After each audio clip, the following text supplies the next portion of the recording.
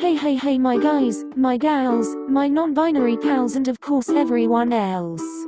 Last week of August, so that means last part of SakuAtsu Romeo and Juliet. Did you all like it? Today's part is the scariest with the end. Will it be what you think? Have I defied all expectations? Am I going to make you cry? Let's find out. Romeo, I'm so good at being dramatic, I should have taken drama at school, hahaha. By the way, how are you all? Let know. I seriously hope you're all doing okay, and if not, I hope watching my content somehow helps. I'm just a hidden weed writing simpy stuff, so hi. Lol, just enjoy the video. Oh, also guys, please subscribe and like and comment and share and all that beautiful stuff because it helps. Only like 9% of you resubbed, so let's up it a bit. Thanks as always, and of course enjoy. It grew dark. It had been a few hours since Eren had arrived to tell Atsumu the news of the late SakuAtsu. During that time Atsumu had went out. He had met with an odd stranger who gave him a poison. After receiving so, he made his way back to Eren. Finished the letter? Yeah, got it here. Now where should I sleep? Eren, we're not staying in this dump. We're going back to Verona now. Atsumu.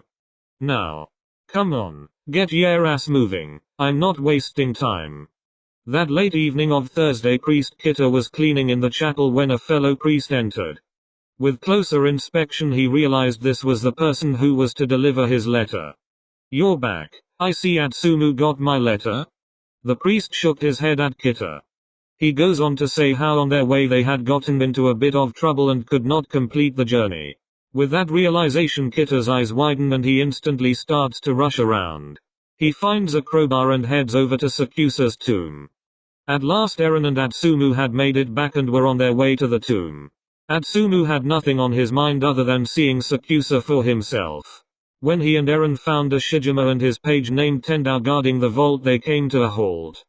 Get out my way or you're gonna get hurt. Who do you think you are?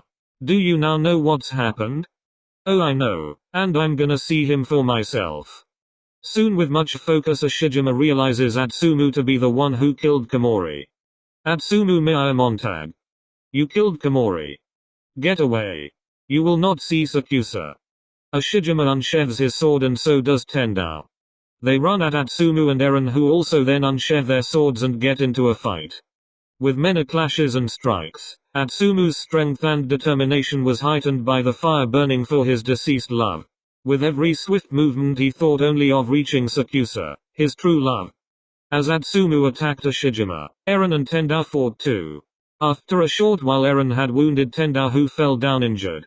As Atsumu saw the page fall, he stopped stalling and slashed at Ushijima, causing him also to fall but never to rise again. Please before I go. He lays on the ground with life fleeting. I ask to be with SakuAtsu in the tomb. Sure.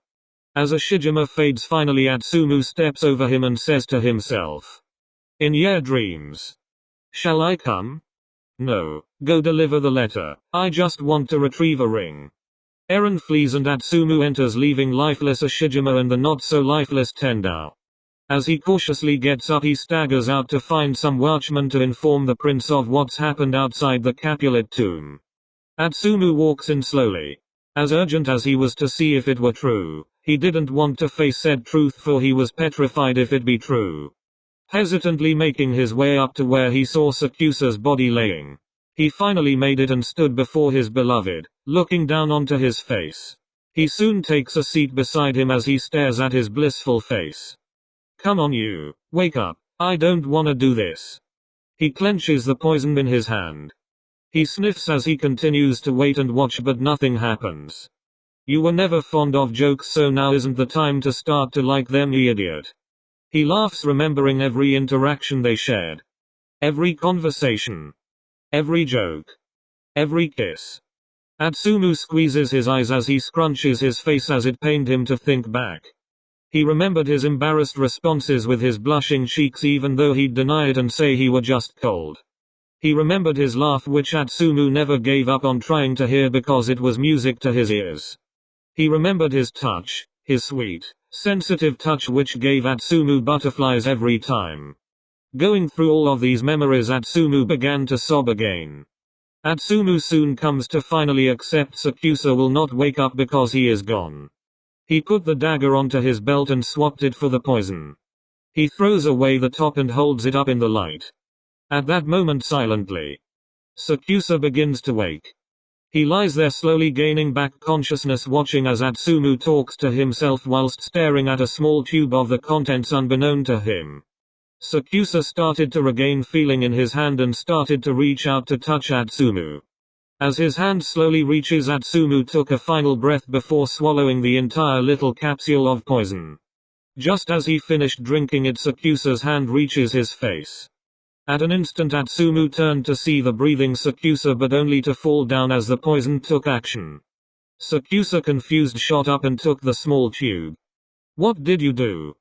Atsumu lay there slowly fading, but all he could do was smile to see SakuAtsu one more time. Myomi. Atsumu, there's no more poison. SakuAtsu goes in for a kiss, thinking enough poison was on Atsumu's lips to take him to. But alas, it did not work. Atsumu's head fell to face the side as the time had finally come. SakuAtsu looked at him waiting, but nothing would happen and he began to weep. SakuAtsu fell silent and desperate. Looking around, he spotted Atsumu's dagger and reaches for it. As he held it in his hands, he thought. He lifted it up and before doing anything else he said, "Wait, I'm not gonna die for him." He puts the dagger back onto Atsumu's belt. "I was too slow." He holds Atsumu's face and cries more. He hugs Atsumu closely. "Ye wouldn't die for me." SakuAtsu shrieks. What the fuck? Atsumu sits up. "I drank poison for you, you know. Clearly it didn't work. Shoot, yeah, I guess I got scammed. Ha, how stupid. At least I would have died for you. I never asked you to. Oh, I'm sorry, I thought you were already gone. No, actually it was just a sleeping potion. Well, why wasn't I informed of the plan? I don't know, ask Kita." They get up and hug after their not really real argument and cry, hug, smile and laugh together, something they thought they wouldn't do. They both get up and walk down out of the tomb to where they find Ushijima. "Oh, tell me you didn't." "I'm not talking about this." They leave only for Kojima and a lot of city watchmen to meet them in the streets. "Ah, you're both?" "Yeah." "And him behind you, Ushijima is?" "Yeah." Ushijima coughs. "I am not actually." In shock horror, they turn around to see Ushijima laying on the ground. "I need a doctor though." "Right." The next day after the mess was cleared and all was explained, Ushijima was alive as well as his page Tendao and seemed to have begun to develop feelings for one another. Everyone who thought SakuAtsu was gone now knows he's not, in which Bakuto almost had a heart attack at the news. And Kojima the prince had managed to find peace with the Montags and Capulets, who in celebration at the love found in SakuAtsu and Atsumu had each gifted the other family a golden statue of their either, SakuAtsu and Atsumu creating a monument of the two standing hand in hand. SakuAtsu and Atsumu, now able to be freely in love, walk around the streets of Verona where fear of being attacked had ceased due to the peace. Though lives were lost on both sides, rest in peace Osamu and Komori, peace was eventually found in the love of SakuAtsu and Atsumu. "I still can't believe you wouldn't die for me. Are we still talking about this? It's been weeks. I would jump in front of you if there was a bullet, or push you if there was a train. And what would you do? Run for my life." Atsumu pouts and creates a sour expression. "I'm kidding. I would do the same for you. Because I love you, Tsumu, you are my Romeo. I love you too, Omi, my Juliet."